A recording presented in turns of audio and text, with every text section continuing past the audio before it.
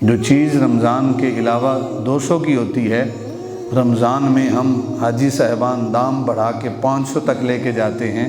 رمضان المبارک میں ہماری کوشش ہوتی ہے کہ رحمان بھی راضی ہو جائے اور شیطان بھی راضی ہو جائے، کہ ہم ذخیرہ اندوزی کر کے شیطان کو راضی کرتے ہیں اور رات کو گلی چوکوں میں دسترخوان سجا کے افطاری کروا کے ہم رحمان کو راضی کرنا چاہتے ہیں۔ جس سے مخلوق ناراض ہو اس سے کبھی خالق راضی ہو سکتا نہیں ہے۔ یہ مہینہ مواسات کا مہینہ ہے۔ مواسات یعنی غمخواری اور بھلائی کا ہے۔ اس مہینے میں مومن کا رزق بڑھایا جاتا ہے۔ حدیث مبارکہ میں آتا ہے کہ اس مہینے میں اپنے گھر والوں کے اوپر جتنا زیادہ خرچ کر سکتے ہو کرو رمضان المبارک میں، اس لیے کہ جتنا خرچ کرو گے وہ بھی صدقہ ہے، اللہ اس پر بھی ثواب عطا فرمائے گا۔ اور رمضان المبارک میں اہل خانہ کے اوپر آپ جتنا خرچ کریں گے اس پیسے کی پوچھ گچھ جو ہے وہ نہیں ہے، اللہ رب العزت کی بارگاہ میں وہ بھی نیکیاں اور صدقہ شمار ہوگا۔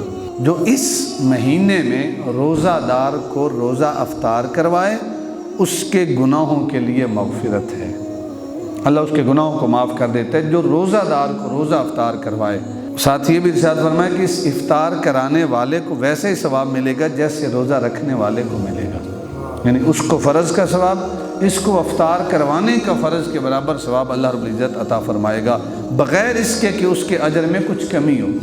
یعنی کہ یہ نہیں ہے کہ اس نے کسی اور کی دی ہوئی کھجور سے روزہ افطار کر لیا تو جو افطار کروا رہا ہے اللہ تعالیٰ اس کو ثواب دے گا اور جو افطار کر رہے اسے ثواب نہیں دے گا۔ نہیں، اللہ تعالیٰ اسے بھی اتنا ہی اپنا ثواب دے گا، اور جتنا اسے ثواب دے گا اتنا ہی ثواب اللہ تعالیٰ افطار کرانے والے کو عطا کرے گا۔ ہم نے عرض کی یا رسول اللہ صلی اللہ علیہ وسلم، ہم میں سے ہر شخص وہ چیز نہیں پاتا جس سے روزہ افطار کروائے۔ آپ صلی اللہ علیہ وسلم نے ارشاد فرمایا کہ اللہ تعالیٰ یہ ثواب اس شخص کو دے گا جو ایک گھونٹ دودھ یا ایک کھجور یا ایک گھونٹ پانی سے روزہ افطار کرواتا۔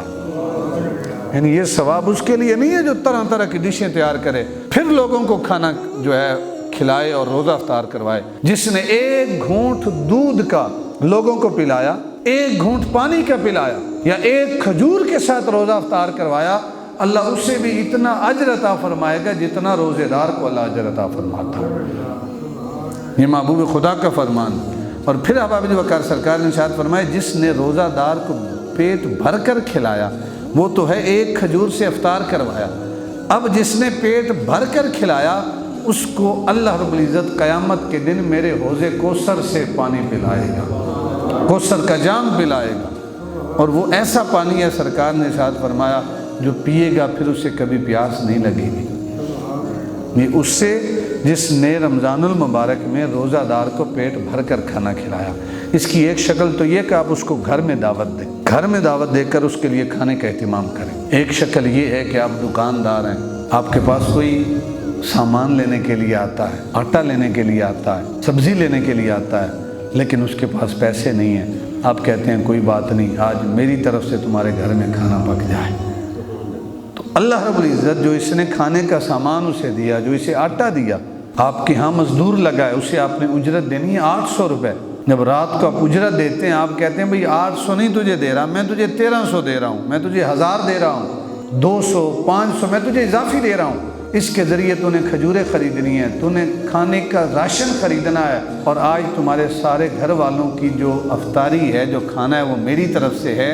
تو جتنے روزہ دار گھر میں پیٹ بھر کر کھانا کھائیں گے اللہ رب العزت بروز قیامت تمہیں محبوب خدا کے حوض کوثر سے کوثر کا جام عطا فرمائے گا۔ یعنی ضروری نہیں ہے آپ گھر میں اہتمام کریں، آپ کسی مسکین کو کھانا لے کر دے دیتے ہیں، آپ راشن لے کر دے دیتے ہیں، وہ گھر میں پکائے، اللہ رب العزت آپ کو ثواب کیا عطا کرے گا؟ بروز قیامت حوض کوثر کا جام عطا فرمائے گا۔ لیکن ہمارے ہاں رمضان المبارک میں ہماری کوشش ہوتی ہے کہ رحمان بھی راضی ہو جائے اور شیطان بھی راضی ہو جائے، کہ ہم ذخیرہ اندوزی کر کے شیطان کو راضی کرتے ہیں اور رات کو گلی چوکوں میں دسترخوان سجا کے افطاری کروا کے ہم رحمان کو راضی کرنا چاہتے ہیں۔ جو چیز رمضان کے علاوہ 200 کی ہوتی ہے، رمضان میں ہم حاجی صاحبان دام بڑھا کے 500 تک لے کے جاتے ہیں اور پھر مسجد کی طرف ایسے دوڑتے ہیں کہ ہماری نماز جو ہے وہ باجماعت نہ رہ جائے۔ مخلوق کے خدا کے اوپر ظلم اور خود یہ گمان کرنا کہ میں اللہ کو راضی کر رہا ہوں، جس سے مخلوق ناراض ہو اس سے کبھی خالق راضی ہو سکتا نہیں ہے۔ جس سے مخلوق ناراض ہو، جس نے اللہ کی مخلوق کو ناراض کیا، وہ اس گمان میں ہو کہ مجھ سے میرا اللہ راضی ہو جائے، یہ کبھی ہو سکتا نہیں ہے۔ یہ اللہ کے جو نیک بندے ہیں، ان کی ساری زندگی اس پہ چلتی ہے، وہ اللہ کی مخلوق کو راضی کرتے ہیں۔ جب اللہ کی مخلوق راضی ہو جاتی ہے، وہ دل سے دعائیں دیتی ہے، اللہ بھی راضی ہو جاتا ہے۔ اب مخلوق کے خدا کے اوپر احسان کریں، ریٹ بڑھائیں نہیں، جو ریٹ ہیں وہی رکھیں۔